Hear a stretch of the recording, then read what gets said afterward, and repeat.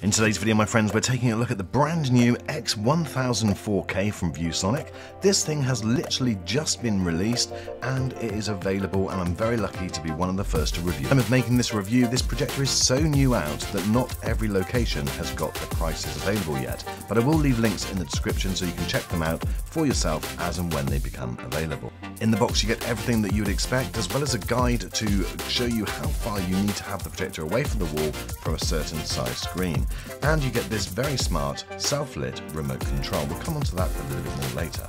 So ViewSonic have very kindly lent me this projector for a few days. They've not asked me to say anything good or bad about it, and all of the thoughts that I express will be my own. Now, the first thing that I have to say is that, like with quite a few projectors that have been released over the last year or so, the design and quality have improved greatly, and it's something which I've been mentioning in previous reviews.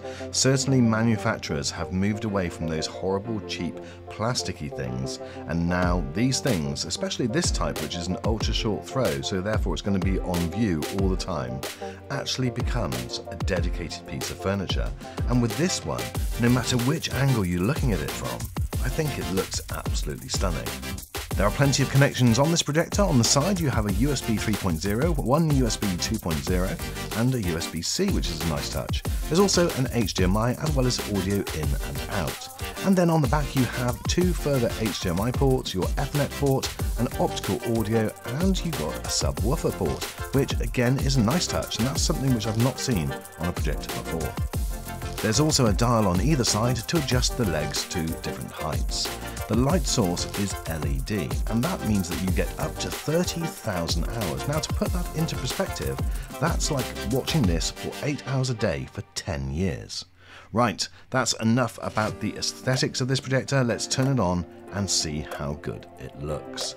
It takes around about 25 to 30 seconds for it to boot up when it first gets turned on. As with any projector of any type, the darker the room that you're in, the better the image on the screen will be. There's a couple of things that you can do to help yourself here. You can have blinds which close obviously during the day, as I've got here. It's a bright day still and the room will still remain pretty bright. And as it's an ultra short throw projector, if you have an ALR screen, an ambient light rejecting screen, then that's going to hold the light a lot better. And as you can see now, the blind is pretty much closed, but there's still a lot of light coming through that side window part, and we're getting an incredible picture on the screen. It's definitely something that you can use 24 hours a day. Okay, so somebody's recommended that we sit down and watch Marley and Me. I'm looking forward to that. No spoilers please guys, and let's see how this projector does. So before the movie starts, let's just have a quick look at the remote control, and it's a really smart remote control. Not only has it got everything that you need in terms of function, but it's got that backlight, but it's smarter than that again. This one has actually got a G sensor in it, so a gyro sensor, so when you do pick it up, it recognizes that and the light will come on automatically. It's something which I wish every remote control would have. Definitely very good. Okay, so when the projector loads up, you'll be presented with this as your home screen. It's a very typical Android home screen where you've got access to all of your file management. If you do find that you are slightly out of focus, then you have got the ability just to use the automatic focus on the remote control, press the button, and then you can go left and right or do it automatically, and then you'll sharpen up all four corners. Now, my advice is for anyone getting this projector or a similar type of projector is to get your own device to plug into one of the many HDMI ports, because the software is good. It's got nice touches like the screen mirroring, for instance, which I thought did a really good job. It looked clearer than it's looked on any projector I've seen before, and so therefore definitely something which you can do, and you can stream very simply via AirPlay on an iOS device, and it was easy to follow. But other than that, this type of software is always a little bit clunky, never brilliant. It's got the Aptoide store built in, which is, you know, not brilliant. It's pretty much hit and miss with what things work and what things don't, so you're far better off getting a Fire Stick, an Apple TV, or even just using the software on your console. What it has got, this projector though, is a great menu system for changing and tweaking different settings.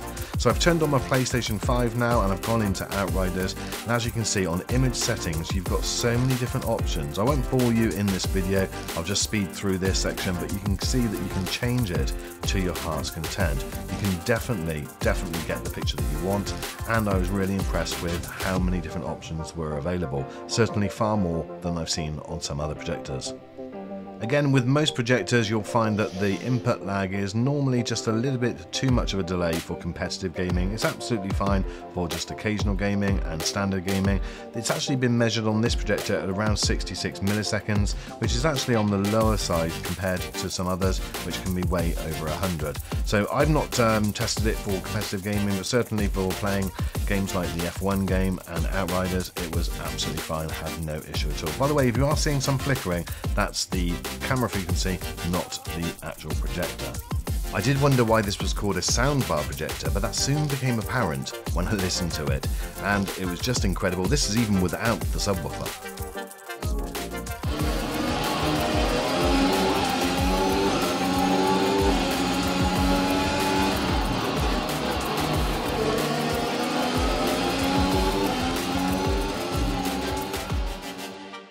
That was just at 50% volume. I'm going to show you some music in a second, but the sound is provided via two 15-watt drivers, all Harman Kardon speakers, and two 5-watt tweeters, and it really does sound the best I've heard. Plus, if you want to, you can put a subwoofer, giving you 2.1 sound.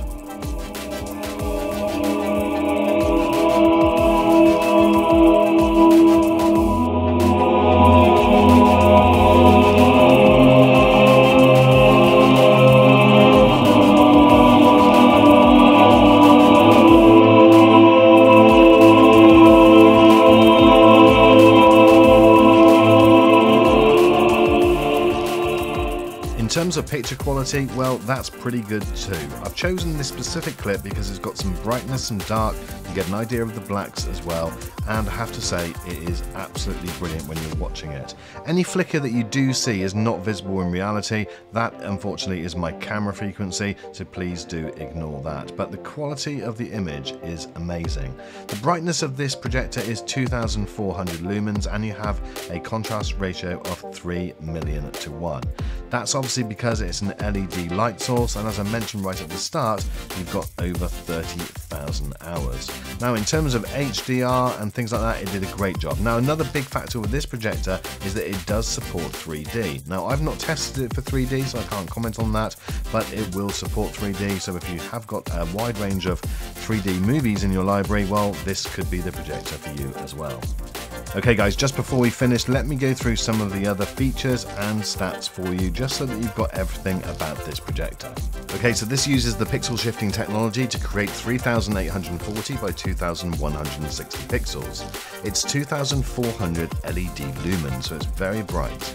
It can be ceiling mounted, which is a really good feature because this doesn't have to be sat in front down on a cabinet. You can pop it on the ceiling, no problem. The sound of this, what I mean by the sound, is the noise of the fans is very, very quiet. 23 decibels in eco and only just above that in normal mode. You've also got the ability to do USB streaming and simultaneous charging. That is dependent on the device, guys, so you would need to double check the device first. You've also got the ability to have a 100-inch screen from just 38 centimeters. I've already talked about the sound, plus you've got HDR 3D and it's 125% color accurate to the Rec 709 color gamut. Now, you've also got some issues. It doesn't have digital zoom, which is a disappointment. You can't drag the corners to fit the screen, so it is really important that the projector is in the right position to start off with, which just makes it a little bit more fiddly, and you don't have a horizontal keystone or lens shift. But once it's in the right place, if you're going to be leaving it there, it's not an issue. So my friends, if you're wondering who is going to be buying this projector, then it's going to be probably people that are wanting to keep to a certain budget, can't necessarily stretch to the laser technology, which gives you the extra things that this one doesn't do, but keeps it at an affordable level and delivers still an incredible picture. It really is a stunning picture and it sounds absolutely amazing. I've been so grateful to ViewSonic for letting me be one of the first to review this, and I can definitely recommend it as a projector. For the price range that it's in, is definitely up there, guys. Definitely one for you to consider. Let me know what your thoughts are in the comments. Thank you so much for watching this video. I look forward to seeing you on the next.